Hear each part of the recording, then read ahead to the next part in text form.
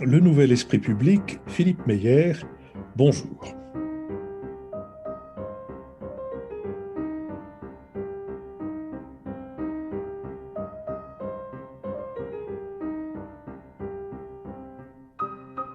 Bonjour, merci de nous rejoindre pour ce nouveau supplément, ce nouveau BADA consacré au visage et aux voix de celles et ceux qui font les métiers de la culture et qui en tissent la trame. C'est aujourd'hui au Gabon, plus exactement avec un ancien, mais un ancien récent du Gabon, que nous allons nous retrouver. C'est avec Charles Le Gargasson. Charles Le Gargasson, bonjour.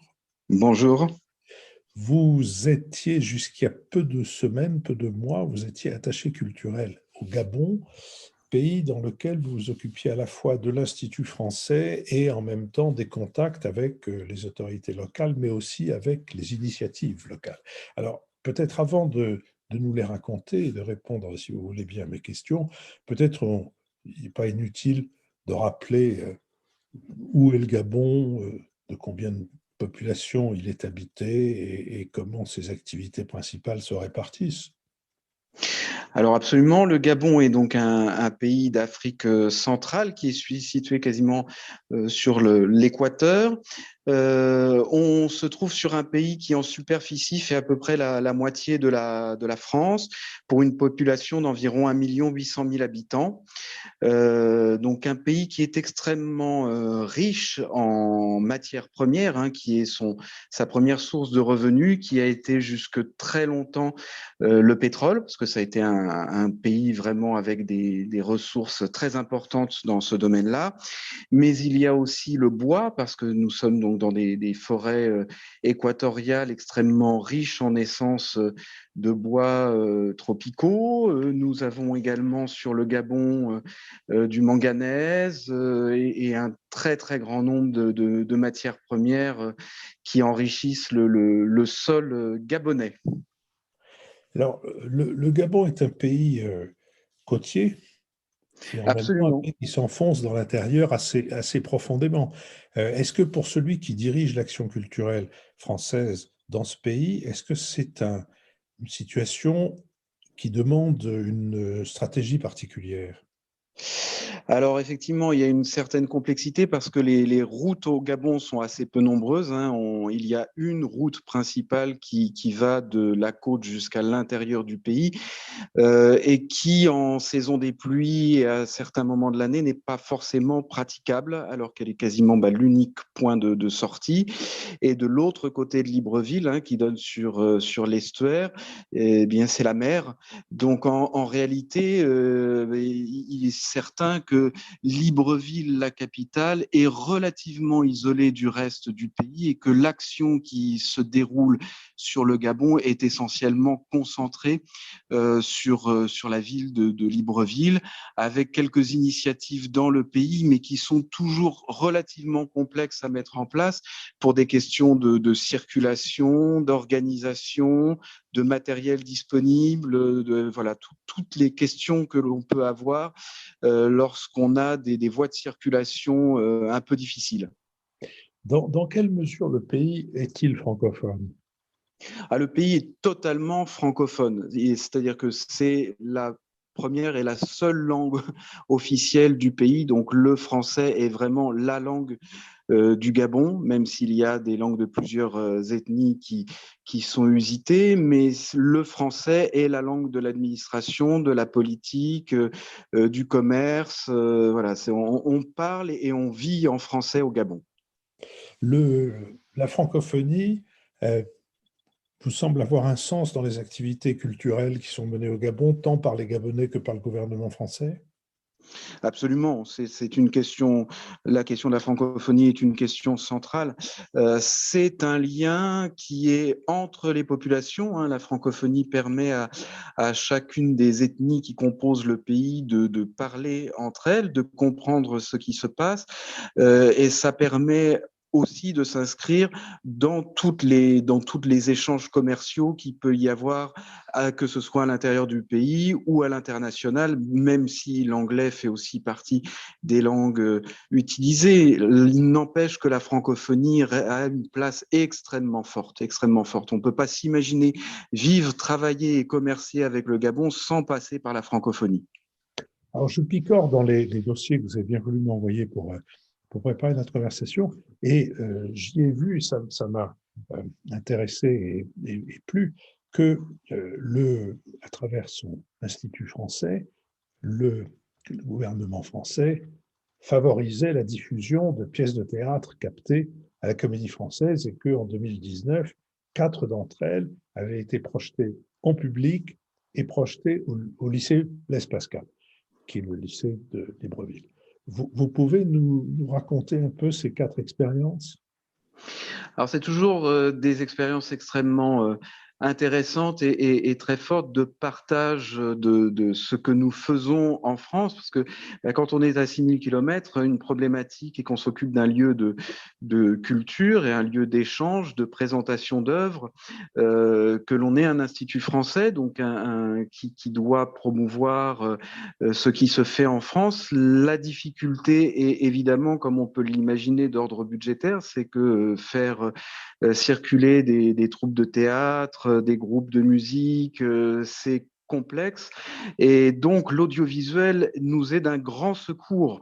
Et évidemment, lorsqu'on se situe à cette distance, tous les partenariats que l'on peut avoir, notamment avec la Comédie Française, mais pas que, sont des ressources extrêmement riches qui nous permettent de montrer des productions de qualité et de partager ainsi avec les artistes gabonais, mais également tous ceux qui en sont curieux, et les écoles en font bien évidemment partie. Alors les écoles françaises, mais pas que.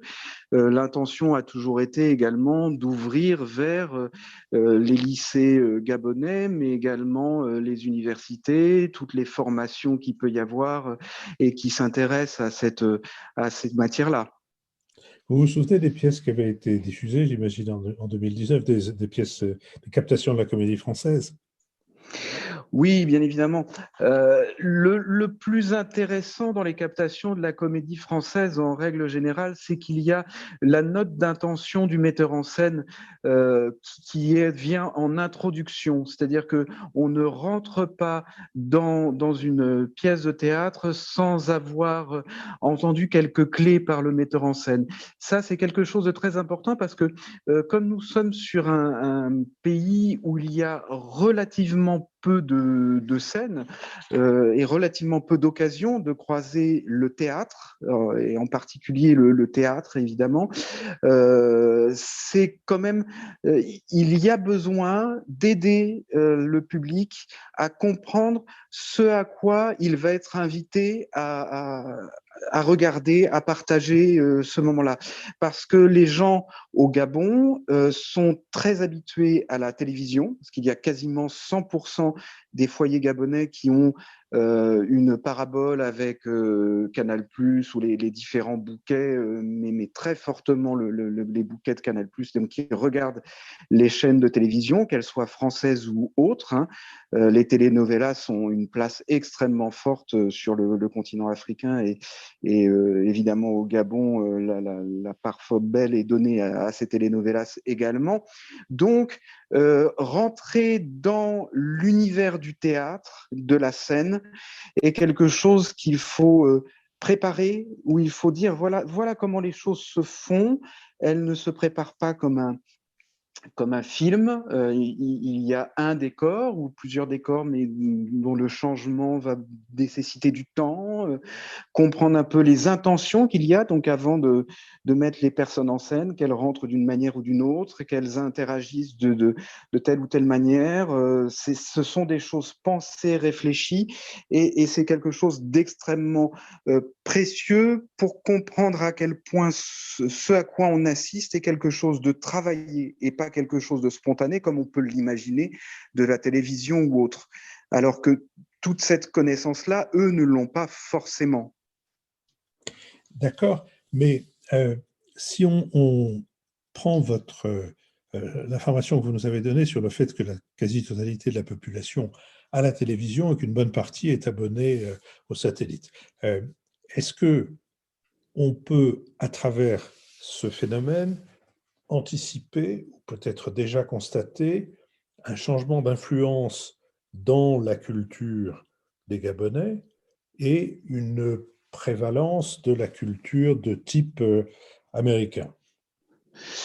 Alors évidemment, comme à peu près sur la totalité de la planète, la culture américaine arrive avec ce que l'on nomme son soft power, à faire une très grande incursion dans la vie de tout le monde. Mais en réalité, leurs problématiques ne sont pas du tout les mêmes. Donc finalement, grâce notamment aux productions de Nollywood, donc de ce qui se fait au Nigeria, des telenovelas du Nollywood faites en Afrique. Il y a des productions qui sont plus proches du quotidien et de la vie qui se passe sur le continent, avec les rapports sociaux, politiques, familiaux, le rapport à la croyance, aux religions, au syncrétisme. C'est quelque chose d'extrêmement fort qu'on ne retrouve pas forcément dans les productions américaines, donc qui sont vraiment vues comme des productions exogènes, alors que toute la partie produite sur le terrain est vraiment perçue comme étant quelque chose d'endogène. Donc, il y a une distance qui n'est pas du tout la même, et donc une influence qui n'est pas du tout la même. Alors, peut-être vous pourriez nous dire un mot de ce Nollywood, parce que je pense que euh, l'existence de Bollywood, le Hollywood indien, est connu maintenant de quasi tout le monde, mais ce Hollywood nigérian n'est pas, lui, connu de tout le monde. Qu'est-ce qu'il produit et quelles sont les conséquences du fait que le Nigeria est un pays anglophone? Alors, le Nollywood est extrêmement fort, hein. Voilà, c'est un pays qui a pris une place dans la production audiovisuelle gigantesque, alors qui peut aller de production relativement léchée avec des moyens comme on peut les imaginer aujourd'hui de production européenne, voire américaine, mais qui peut aller jusqu'à des productions faites avec des bouts de ficelle, des bruitages faits à l'aide de bricolage dans un fond de garage. Donc, ils produisent plus d'heures de films, de séries qu'à Hollywood. C'est ce qu'il faut savoir. C'est extrêmement fort. Après, c'est le rapport aussi non seulement aux médias comme la télévision, mais également au téléphone portable, que les choses ont explosé. C'est-à-dire qu'il faut savoir que sur le continent africain, et en l'occurrence sur les pays francophones, une étude a été faite et globalement 95% de l'utilisation du téléphone portable est faite pour autre chose que téléphoner. Et la 4G a changé énormément de choses. Donc il y a énormément de productions qui sont vues sur des plateformes de téléchargement et des productions locales faites avec peu de moyens, mais qui leur ressemblent. Donc c'est quelque chose d'extrêmement fort. Vous voulez dire des séries ou des films ou des récits en images bricolés, si je peux utiliser le mot, avec un téléphone portable? Absolument, ça peut être avec un téléphone portable, avec des petites caméras montées avec les moyens du bord. Oui, tout à fait, tout à fait. Avec peu de choses, généralement avec assez peu de choses et énormément d'imagination, de volonté. Et puis le fond en fait est leur vie. Donc c'est pour ça aussi que ça leur parle. D'accord. Et la télévision gabonaise produit aussi ce type de feuilleton basé sur la vie quotidienne de la population? Relativement peu, relativement peu. Il y a quelques productions, mais elles sont assez rares. Pour l'instant, en tout cas, sur le Gabon, il y a quelques programmes courts qui sont produits actuellement, notamment un programme que l'on peut retrouver sur TV5 Monde qui est une reprise d'un programme français qui s'appelle Par en mode d'emploi et qui a été repris par une société gabonaise qui en a fait une adaptation africaine et qui est diffusée sur l'ensemble du continent, en tout cas tous les pays francophones qui peuvent recevoir TV5 Monde. Et la radio gabonaise produit de la fiction également ou produit uniquement de l'information ou de la musique? Essentiellement information et musique pour ce qui est de la radio gabonaise et beaucoup de musique locale, bien évidemment. Hein. Et en premier, donc la musique a été très fortement inspirée jusque dans les années 2000 par la chanson française, voilà, qui a été très très fortement diffusée, notamment par le biais de la communauté française qui a été très très importante, hein, parce que quand on est sur un bassin de population qui est d'1 million, à peu près 1,8 million personnes, et dans les années à peu près 90, il y avait environ 25 000 Français, donc c'est quand même une population essentiellement dans la capitale qui était très importante et qui du coup écoutait des choses et a influencé ce qui s'est entendu, partagé comme musique. Donc ça a eu une influence très forte. Et puis ensuite, évidemment, tous les moyens du type streaming et compagnie ont fait qu'aujourd'hui, c'est le rap, comme dans beaucoup de pays, qui a pris le dessus sur l'ensemble de la production musicale. Alors, il y a un peu de musique de variété locale, mais essentiellement, le rap a une place extrêmement forte, extrêmement forte. Vous venez de mentionner la colonie française. Elle est moins importante aujourd'hui que l'était au moment de la décolonisation, évidemment, mais elle reste encore importante. Et est-ce que, pour celui qui dirige l'Institut français, est-ce que ça demande de prévoir des programmations particulières et si oui, lesquelles? Alors évidemment, la population française, elle est encore relativement importante, même si c'est de plus en plus mixé, notamment avec de plus en plus de Chinois qui viennent en personnes expatriées. Il y a aussi toutes les personnes qu'il ne faut absolument pas négliger, hein, qui sont très nombreuses, les personnes de la sous-région, comme les Camerounais, les Congolais, qui sont présents et fortement présents sur le Gabon, parce qu'il faut savoir que comme le Gabon est un pays encore riche par rapport à ses pays voisins, il a attiré beaucoup de monde pour venir travailler et mieux gagner sa vie. Donc, il y a une population expatriée venant d'Afrique centrale qui est très, très nombreuses. Donc ça, c'est presque un élément à prendre en compte de façon beaucoup plus forte que la population française, qui elle-même est nombreuse. Alors pour deux raisons. Il y a évidemment toute la population qui vit au Gabon pour le travail dans les entreprises, mais il y a aussi un camp militaire qui est une des bases françaises situées en Afrique, donc le camp de Gaulle, voilà, sur lequel il y a une population et qui vit pour un très grand nombre en famille. Donc, il faut prendre en compte cette donnée, mais ça n'est qu'une des données. Notre public premier et ceux avec qui nous souhaitons travailler le plus et avec qui nous souhaitons dialoguer, c'est évidemment les Gabonais. Un centre culturel ou un institut français à l'étranger est avant tout là pour être un pont entre nos deux cultures. Donc l'essentiel, si nous ne faisons que dialoguer entre Français, ça n'a pas d'intérêt. Est-ce que l'activité de est-ce que la présence culturelle française au Gabon comporte un volet scientifique?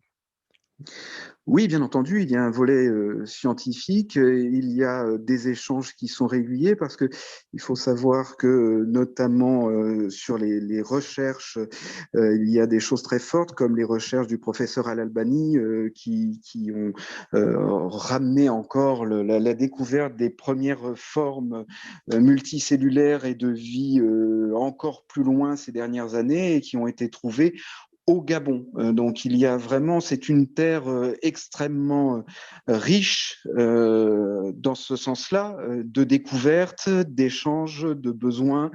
Donc il y a une communauté scientifique qui peut être française, mais qui peut être également internationale, hein. Je pense aux Allemands qui travaillent sur l'Ambaréné avec un centre de recherche qui travaille entre autres sur les questions de vaccination autour du paludisme et toutes ces questions-là qui sont extrêmement fortes dans la région. Charles Le Gargasson, avant de vous quitter, j'aimerais bien que vous nous disiez ce que vous retenez de ce séjour au Gabon, ce qui vous a frappé, ce que vous avez aimé et aussi peut-être ce qui vous a laissé des points d'interrogation dans la cervelle. Alors, je répondrai à la première, je répondrai par la fin en disant qu'en réalité, ça laisse plus de points d'interrogation que de réponses, et c'est là où est toute la richesse d'un poste comme celui-ci et qui donne voilà, l'envie de continuer, de voyager, de retourner. C'est-à-dire que si on fait ce type de travail-là, c'est parce qu'on a une curiosité extrêmement importante et qu'il faut commencer par ce point-là. Et je dirais que quand on a passé quelques années dans un pays, on voit à quel point, eh bien, quand on n'y est pas né, les choses se donnent doucement, tranquillement, avec la confiance qu'on doit nous accorder pour pouvoir nous confier des choses, pour pouvoir nous faire écouter des choses, pour pouvoir nous faire lire des éléments. C'est quelque chose. L'échange avec une population se fait sur des années, voire des générations, et il ne faut pas penser que juste être présent quelques années puisse faire connaître à 100% un pays. Je dirais que si j'en reviens en connaissant 5%, c'est que j'ai été chanceux et qu'on m'a déjà offert 5% de ce qui était à comprendre de ce pays-là. Donc, je repars avec beaucoup de points d'interrogation qui me donnera forcément envie ou de revenir ou de continuer ailleurs. Donc ça, c'est ce qui est fabuleux. Et après, les choses qui sont les plus agréables et qui donnent envie, c'est bien ça. C'est d'essayer de trouver la confiance suffisante dans ce que l'on propose, dans notre manière de travailler, dans notre manière d'échanger, pour qu'on nous confie quelques bribes de connaissance du pays. Un institut français et ces métiers-là sont également faits pour dire la manière dont notre pays pense et se structure, et que la culture n'est pas un gadget qui est autour des choses, mais la culture est un élément qui est intrinsèque à notre mode de penser les choses, de les observer, et que avant de commercer, avant de faire de la politique, avant de s'engager de quelque manière que ce soit, il faut que l'on comprenne le terrain, le lieu, les personnes avec qui nous sommes pour parler de manière cohérente, intelligible et de savoir là où on part et avec qui on est en face. Et cette manière universaliste d'aborder les questions, et, je crois, est cruciale dans la manière française, entre guillemets, d'aborder les choses. Et ça, je crois que c'est une richesse qu'il ne faut surtout pas perdre, parce que justement, ça n'est pas une question de chiffres, c'est d'abord une question d'êtres humains qui se rencontrent et qui ont quelque chose à faire ensemble. Si on en conclut que l'affaire est profitable, tant mieux, mais si elle ne doit être qu'intellectuelle d'abord, eh bien, en fait, elle est profitable encore plus. Charles Gargasson, avant de vous remercier, je m'aperçois que j'ai oublié de vous poser une question qui m'intrigue. La présence des Chinois est de plus en plus forte en Afrique. Est-ce qu'elle est aussi de plus en plus forte au Gabon? Et si c'est le cas, est-ce qu'elle s'accompagne d'une activité culturelle? Alors en Afrique, oui, elle est de plus en plus forte, hein, c'est indéniable et c'est totalement visible. Au Gabon, pour l'instant, elle n'est pas encore culturelle, mais elle l'est de plus en plus dans de nombreux pays. La question culturelle et des centres Confucius, hein, comme ils s'appellent, il y en a de plus en plus et ils sont de plus en plus nombreux. Là où est la différence entre les différents lieux culturels qui se fondent par le monde, c'est également leur manière d'aborder la culture. Et c'est là où je pense est tout l'intérêt. Et je reviens sur ce que je disais précédemment, c'est-à-dire que la question, elle est avant tout comment on structure notre société et notre regard sur la culture. Quand on a un institut culturel, on commence par s'intéresser à ceux qui nous accueillent et pas directement à nous montrer que nous sommes un grand pays qui fait des choses merveilleuses. Ça n'est pas le propos. C'est d'y aller, d'être présent sur le terrain en montrant qui nous sommes, mais d'abord en écoutant qui nous accueille. Et pour pouvoir proposer quelque chose de spécifique qui correspond à nous et à ce que eux peuvent recevoir de nous. Et c'est là où est toute la subtilité. Lorsqu'on prend d'autres logiques de société, et quand on regarde le fonctionnement d'un centre Confucius ou autre, les choses sont construites de manière totalement différente. Et les lieux culturels sont une très belle façon de lire un pays et sa manière d'observer et de voir le monde. Charles Gargasson, je vous remercie. Je vous souhaite de pouvoir continuer à exercer votre curiosité à l'intérieur et à l'extérieur de nos frontières. Je vous le souhaite pour vous-même et je vous le souhaite aussi de manière égoïste pour que, dès que ça arrive, vous puissiez nous le raconter. Charles Gargasson, merci et au revoir. Merci.